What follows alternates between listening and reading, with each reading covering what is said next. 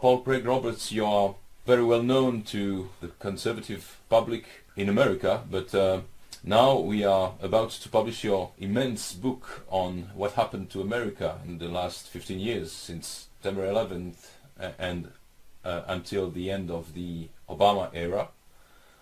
And the title of the book is How America Got Lost, L'Amérique Perdue in French. America Lost, like a lost highway, you know, David Lynch's film. So, so what sort of highway was America engaged on to get lost like that? The United States has always been something of an empire and has always been trying to add territories to its empire. And after World War II, it was able to add Europe, or Western Europe, to its empire, and Japan.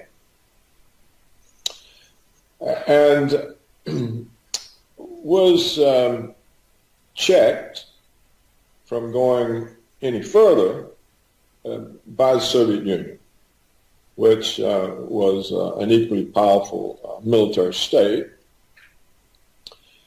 And so during the second half of the 20th century, until the Soviet collapse in 1991, the empire impulse of Washington was checked by the Soviets. Now, when the Soviet Union collapsed, this removed constraint on United States power. And it instantly began thinking of itself as the uni-power, the world's only superpower. And from this came the neoconservative ideology of American world hegemony. The neoconservatives concluded from the collapse of communism that history had chosen the United States as the only viable political economic system, and that it was the responsibility of the United States to impose this system on the world. And this neoconservative ideology suited many of the powerful private interest groups. It suited the military security complex, because they knew their budgets would be safe forever, because they were worried with the Soviet collapse whether all the funding for the military security complex would continue. Well, now the neoconservatives have given them a new justification, American world hegemony. This suited the financial sector, because the American financial sector has always intended to exercise financial hegemony over the rest of the world. So, this suited, of course, the oil companies, who could control the energy flows, and it suited the global corporations, who could dictate the policies of other countries, force them out of self-sufficiency into monocultures, producing for export. So the whole thing suited the American power structure as well. Yes, but when we read your chronicles of that time, it appears that the benefits for the United States, for the people of the United States, were not as high as the prices. There were no benefits for the people. Only for what is now known as the 1%. Well, the fact that this system benefited the 1%, not the 99%, and then it continued for a quarter of a century, for 25 years, meant that the vast bulk of the American population had no real income gains. In fact, they had real income losses. That the average real median family income today is less than it was 20 or 30 years ago.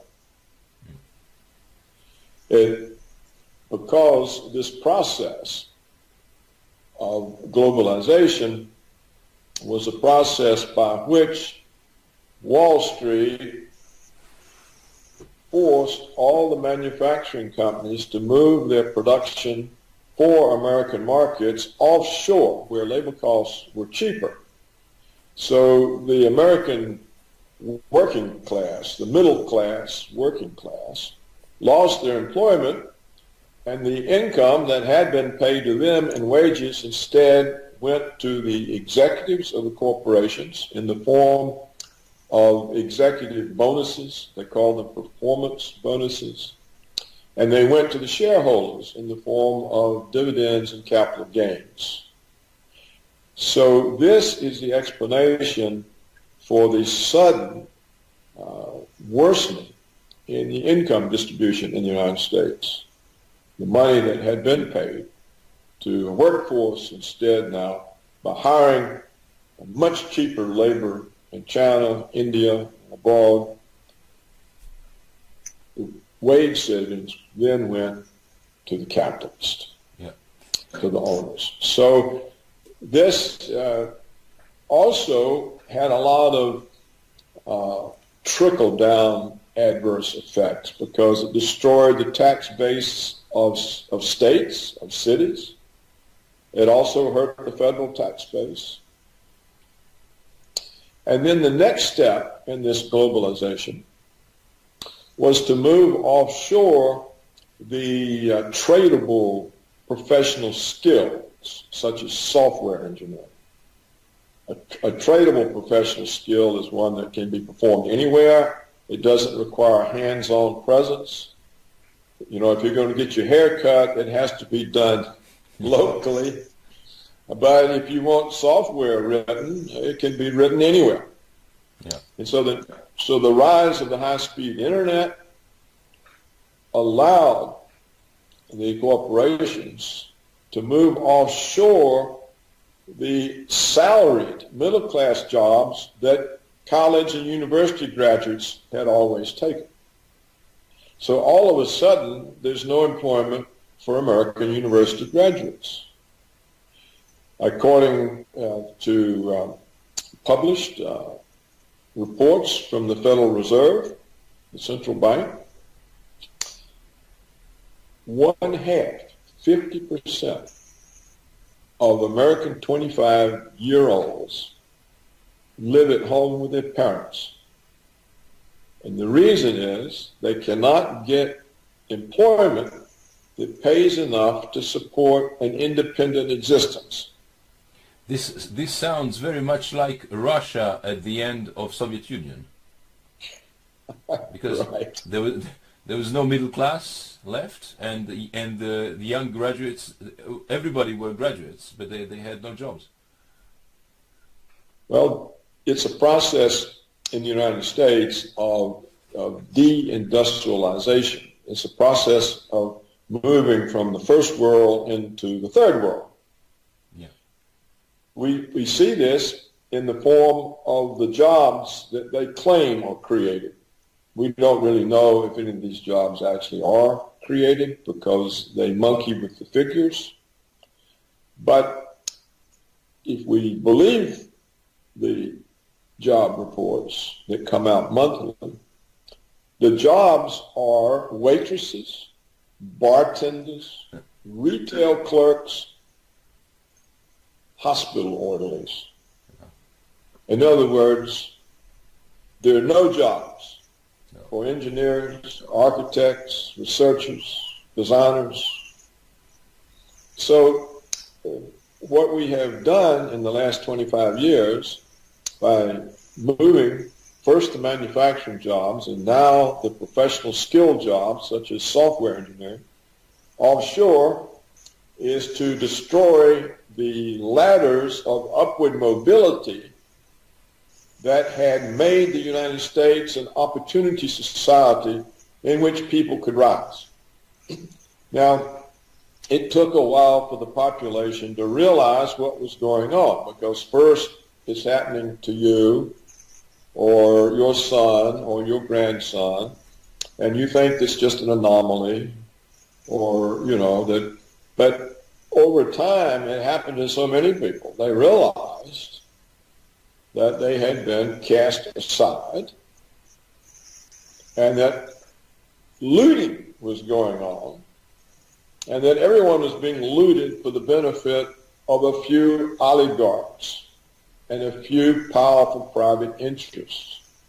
And you know, it was only a couple of years ago that the former president of the United States, Jimmy Carter, stated publicly that the United States no longer had a functioning democracy. It was an oligarchy. Yes. This was an absolutely truthful statement.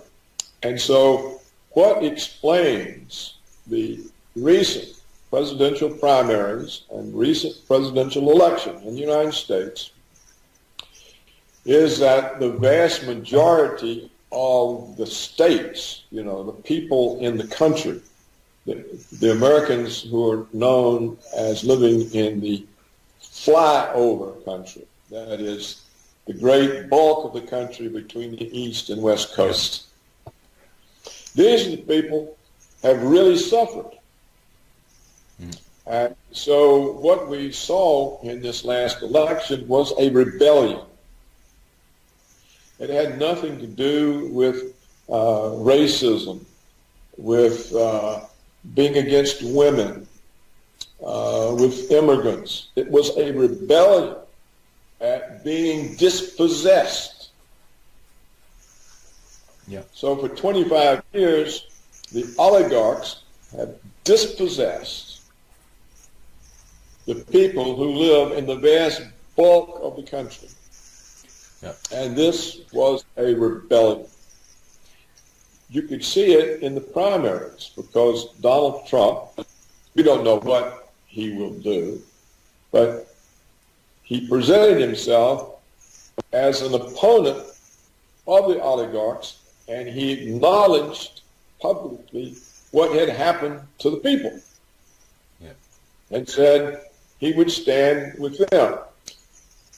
Well, no other Republican candidate said that.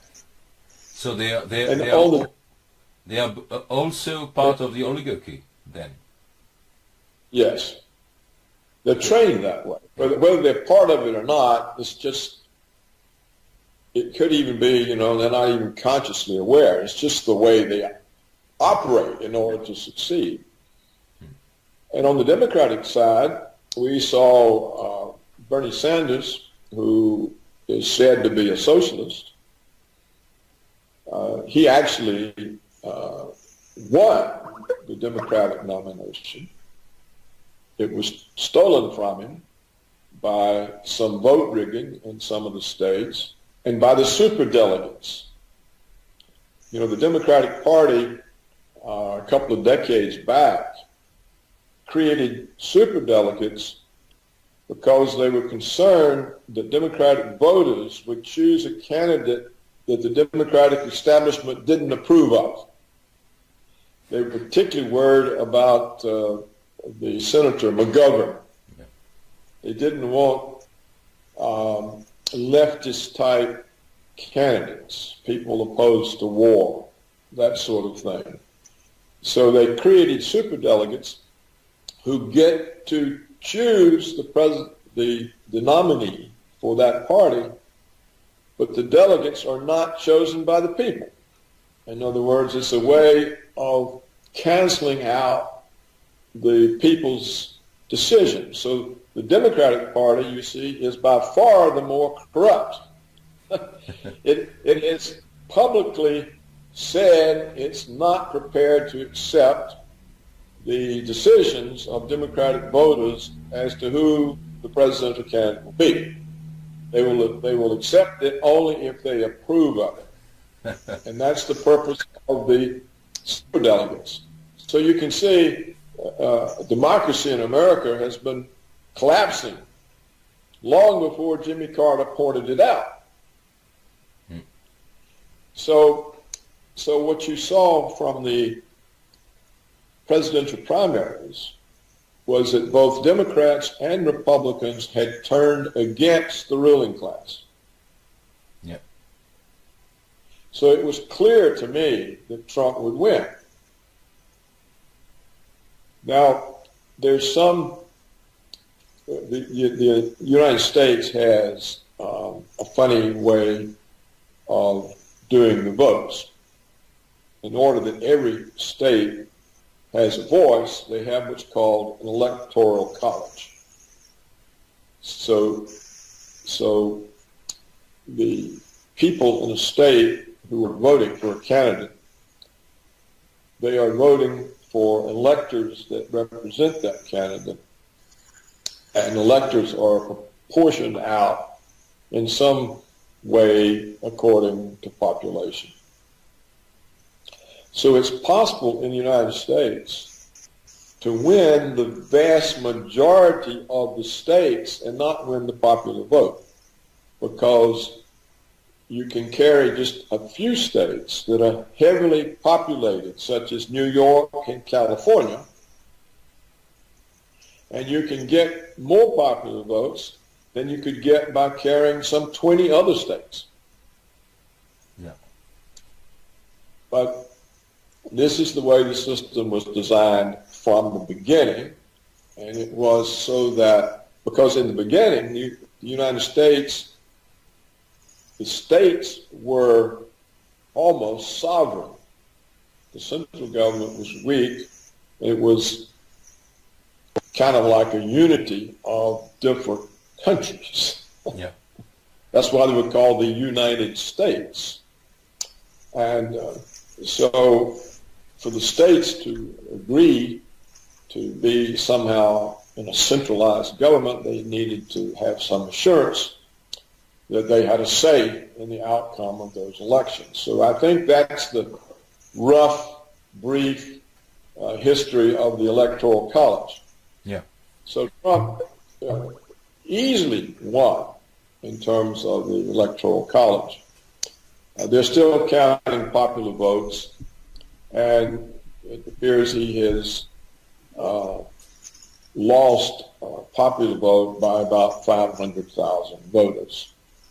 You know, they both have 47% plus a decimal of the votes. But if you look at the map, the states that voted for Hillary were the 3 West Coast states and the Northeast states. Yeah. The rest of the country. And in fact, so many of the traditional Democratic states voted for Trump. Wisconsin, Michigan, Ohio. So basically... Pennsylvania. Yeah. Pennsylvania as well. So what happened is a rebellion. Yeah. A revolt.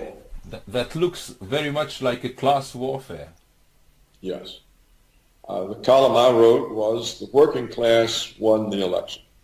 Yeah. But how come that nobody described this? I mean, nobody.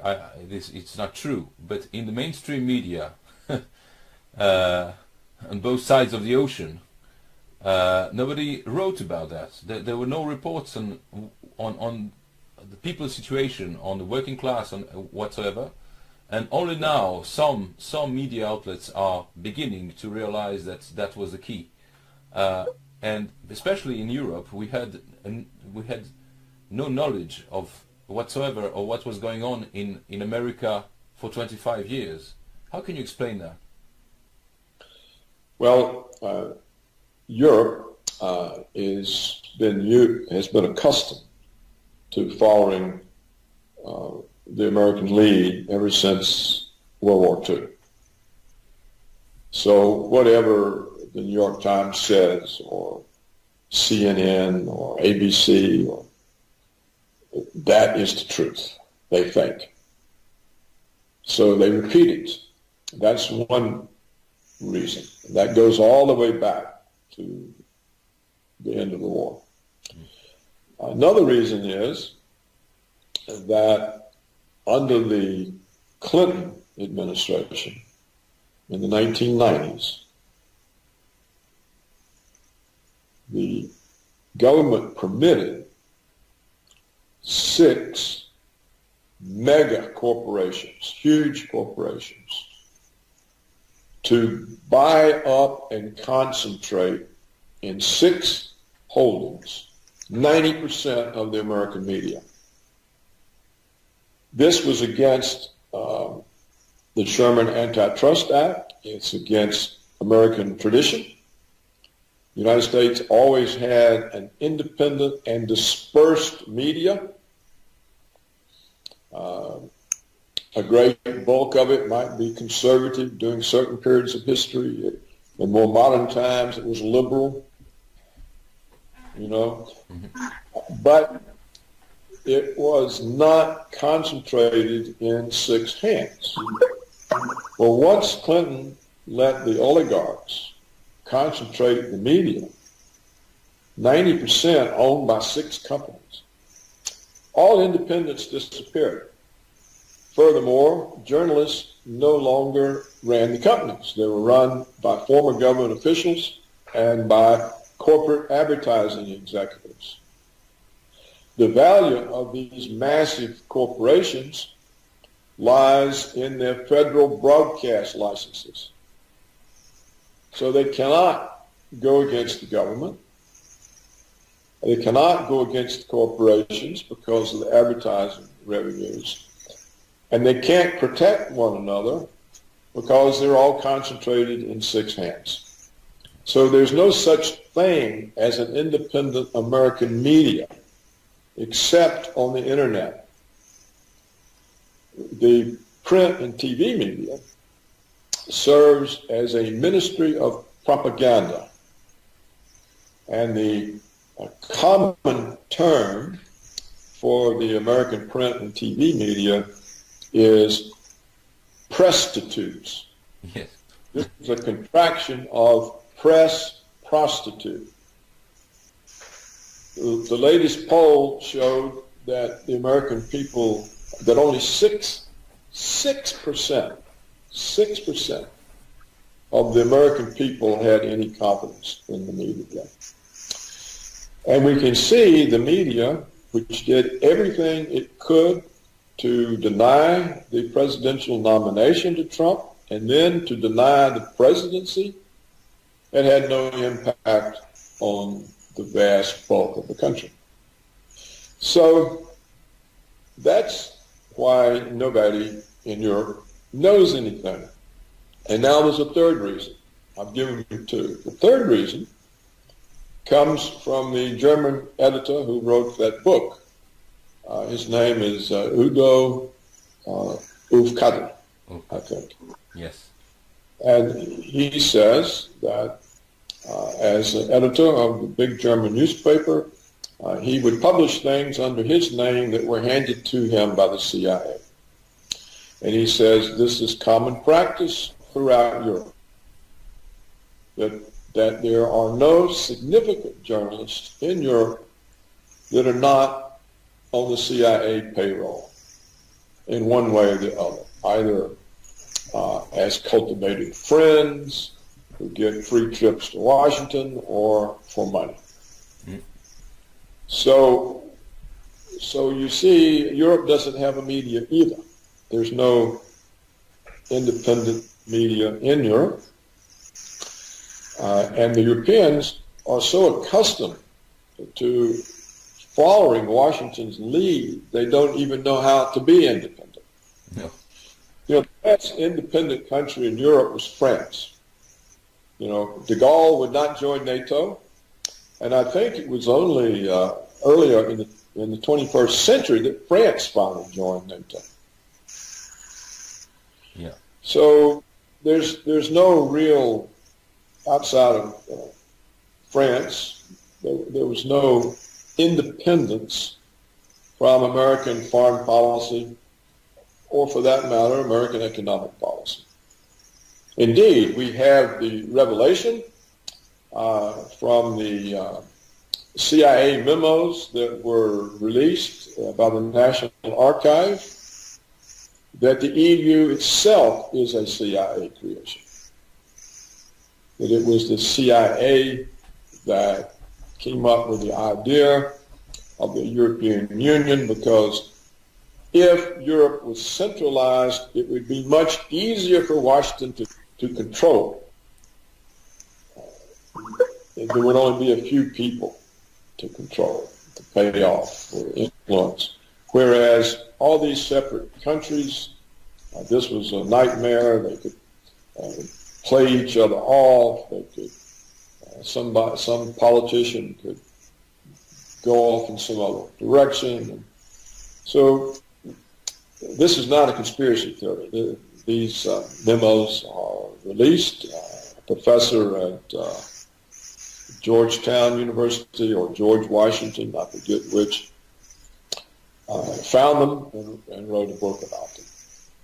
So Europe is part of the American empire, and they're so used to being part of it, they don't even think about it. Yeah. So now, do you think that, I mean, what is the scope of the rebellion or revolution that bears Trump's name now? I mean, does this election mean that things are going to change radically in the United States and abroad, or does it mean that the empire will go on with its policy with just a little slowdown? Well, that remains to be seen, but the oligarchy is still there. They're still powerful. Trump, in a way, is more a manifestation of a rebellion than the leader of one. He's not experienced in the views he hasn't a movement that he can fall back onto that has knowledgeable experts who would help him bring about the changes. So he's thrown into relying on the same kind of pool of people to staff the government that every other government has been relying on. And so he can easily be captured. Yeah. He also has a tendency, which is understandable, to reward people who support him. And so early on, the oligarchs sent in people to support him. So they would have entree. And we see in the press speculation that he might appoint Rudolph Giuliani as the Secretary of State. Well, just this week, I think, the Daily Telegraph in England has a big feature on Giuliani, and Giuliani says, oh, it's very easy for us to buffalo the Russians. All we have to do is threaten them with military force. This is the opposite of what Trump has said. Yeah. So how can he be the Secretary of State? Another candidate that the speculation is about is John Bolton. John Bolton is one of the most extreme of the neoconservative warmongers, running around threatening other countries, do as we tell you or we'll bomb you into the Stone Age. Yeah. Well, now how does Trump improve relations with Russia if either of these people is the Secretary of State or the Secretary of Defense? It can't happen. No. And if you look at some of the other people, they're either former congressmen or congressmen, people who wouldn't know how to withstand the pressures from the oligarchs, how to withstand the pressures from all of the bureaucracy that the neoconservatives have appointed over the last 15 years. The people in the CIA and the NSA and the Pentagon, you know, he's up against a very powerful, established force. And it remains to be seen whether he can get the kind of appointees who will let him make these changes. Because the military security complex, it doesn't want a war with Russia, but it likes having Russia as an enemy. Yeah. Because, see, we have this enemy. We have to have another $1 trillion to spend on us, on our weapons. The CIA said, we got to have more power. The NSA, we got to have more power. We have to spy on everybody. Yeah. From the time they, 24 hours a day. We got to even know when the Americans are asleep, what they're dreaming about. And then Trump's other important goal, which is to bring back middle-class jobs to Americans. The global corporations don't want that. That means less profits, less performance bonuses, less capital gains. And so how does he actually achieve these things? And even though the House and the Senate are also under Republican control, in other words, this whole government is Republican. The Democrats are, Obama is seen as such a disaster that the Democrats will simply eliminate from the government. They're not in the House. They can't control the House. They can't control the Senate. They can't control the executive branch. So, but still, the Republicans in the House and Senate are indebted to the oligarchs for their campaign financing. That's who finances the campaigns. If you're a senator or a representative, you have to have money to put out all your advertisements and your television. And who gives that? Wall Street, the banks, military security complex, Monsanto, agribusiness, the energy companies. You see what I'm saying? The Israel lobby. The Israel lobby is very powerful. So these powerful interest groups are still there. They control the House, the Senate. So what can he do? It's not clear he can do anything. And if he fails, then what happens to the American people? Do they simply get demoralized and give up? Or are they harder pressed than ever and they get more angry and turn to violence? So what's the answer? It remains to be seen. Yeah. I think they'll turn to violence because they're being too hard pressed economically. You see, in many ways, we've already talked about they've lost their jobs. Their children and grandchildren have no prospects.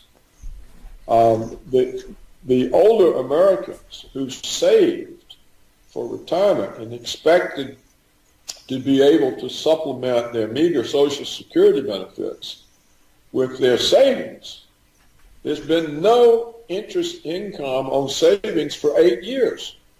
They've been forced to draw down their capital, not live off of its earnings. So the whole country is being impoverished. And then they watched how the Obama regime saved the big banks and let all the homeowners flush down the toilet. Yeah. So they know the system is against them.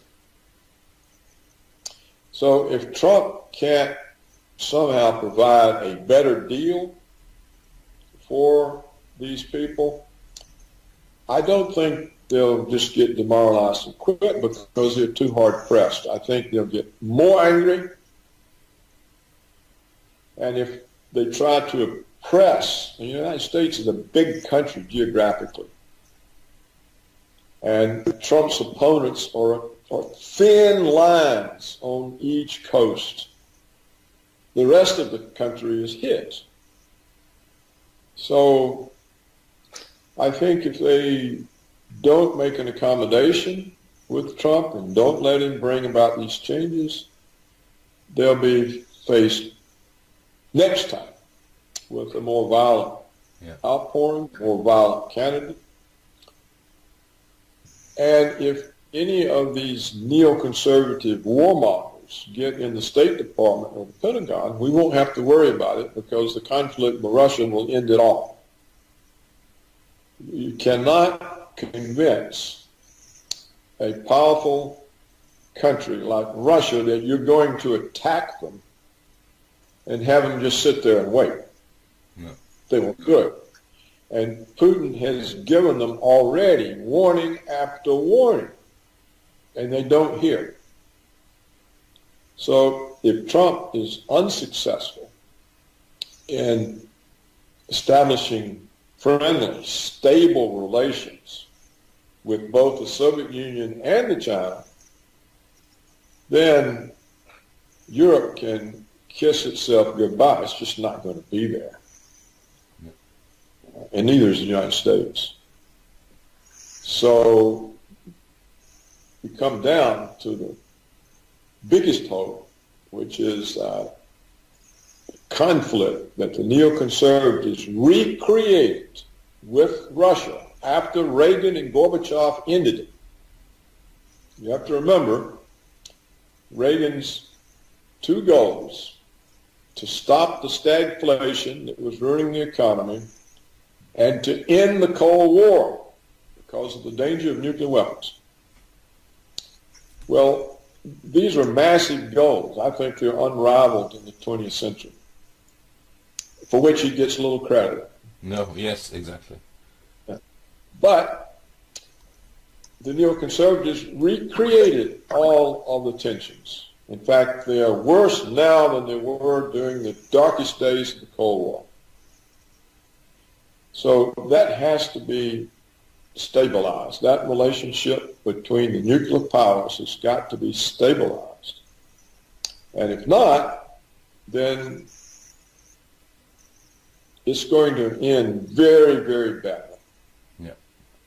This seems obvious, but we had a similar situation 16 years ago when Putin came to power in Russia with a country that was basically collapsing and involved into a very nasty war in Chechnya.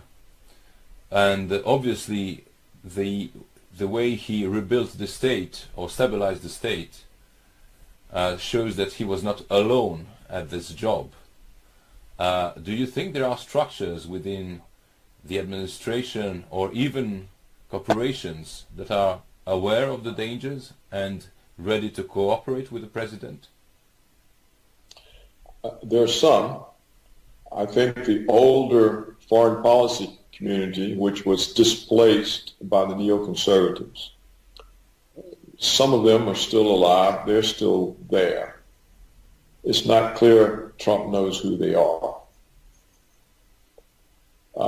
It's not clear what kind of whispering campaign is already being conducted against them to direct him away from them.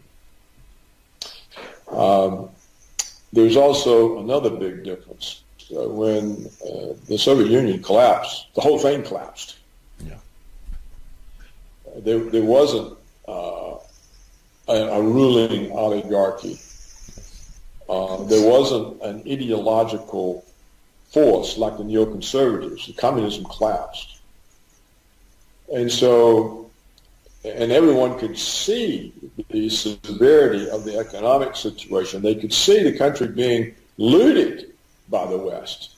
They could see the Americans supporting these oligarchs. So they knew that not only their economic life was threatened, but their sovereignty was threatened. And, you know, under Yeltsin, essentially, Russia was an American puppet state.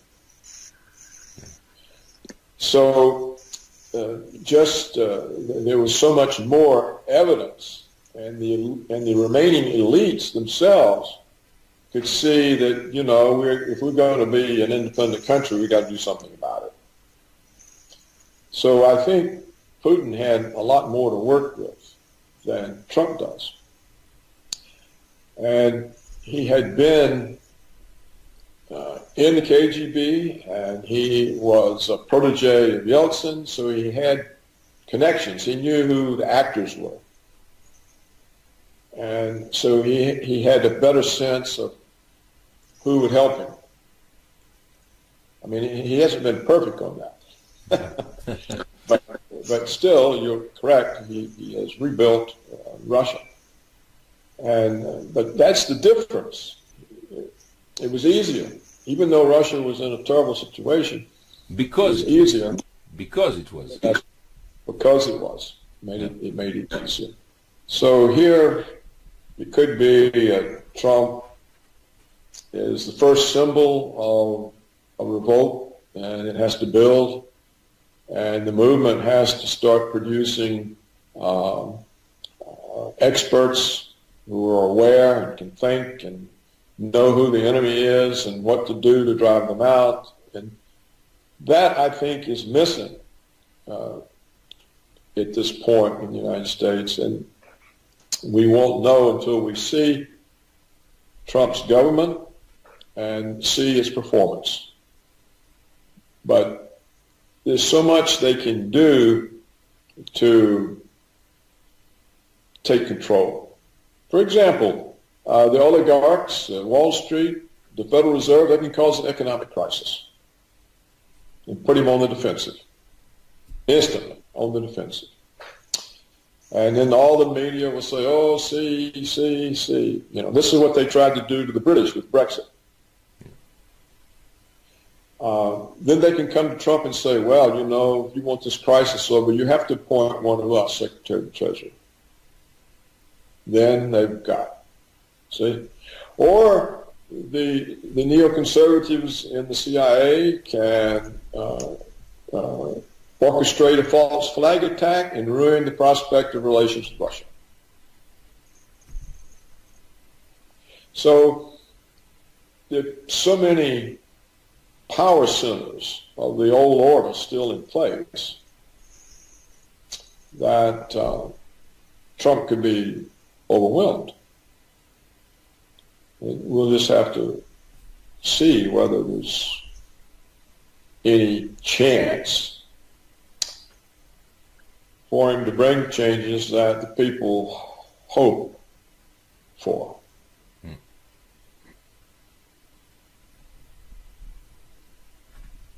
Perfect. I think it's fundamental. Yeah, it's fundamental for people here to hear that. We're having very harsh debates here in Europe about you know, the way the media have blackened out everything that was going on in the United States and all over the world. I mean, in Syria, everywhere. And now it seems to me that they are utterly frightened with how they're being overwhelmed and pushed aside by the electronic media, the internet media. You know, we have a publishing house and as well a newsletter, an internet newsletter that is named The Anti-Press. And these last months, it was a confidential letter, but these last months I saw that we had lots of new subscribers who came very often from the media, you know, the media's corporations, I mean the profession, because they are frightened simply, and they are losing their jobs because the advertisement revenue is not as high as it used to be. And they're losing readers because they write bullshit, and when you lose readers, you lose the ads as well. So they are in a very bad position, and they are very upset and very nervous. And we think that we have to multiply such testimonies as yours to show the scope of the matrix, because people can't believe how deep and how wide it is. That's right. And there are two other aspects of this that we can include. NATO. Donald Trump said that he sees no point of NATO 25 years after the Soviet collapse. Well, NATO in Europe, of course, means power and money and influence for the European ruling class. And so they are all meeting last week. Oh, what are we going to do? What are we going to do? Trump's going to abandon the Western alliance. We have to oppose him. Blah, blah. Well, the Western alliance is a threat to Europe because it's a threat to Russia. And the last thing Europe wants to do is to present itself as a threat to Russia. But that's what NATO does, and that's what NATO was used for by the Obama regime. All of these missile bases on Russia's border, the troops stationed, the military exercises. What NATO presents as a threat to Russia, it is a threat to Europe, because Russia can annihilate Europe in 5 minutes, all of it. So you have this problem that you've got these people in Europe that are tied in to the NATO organization, which is part of Washington's way of controlling Europe, and they don't want to let go. They'd rather have the risk of provoking Russia than to be safe. And Europe will never be safe as long as NATO is there and is seen as an American extension of American power. So that's a problem and for Europe. Another problem is it was the European governments that enabled the neoconservative policy of hegemony and the American wars in Middle East and Africa. And this is why. And in Europe as well, with Yugoslavia. With Yugoslavia and Ukraine. Yes, in Ukraine. Which was an American coup. So, but look at the consequences for Europe of enabling Washington's wars. You're overrun with immigrants. And you have all these problems. And what are you doing with these millions of immigrants that essentially are creating all kinds of problems all over Europe? So that's what you get for being an American puppet.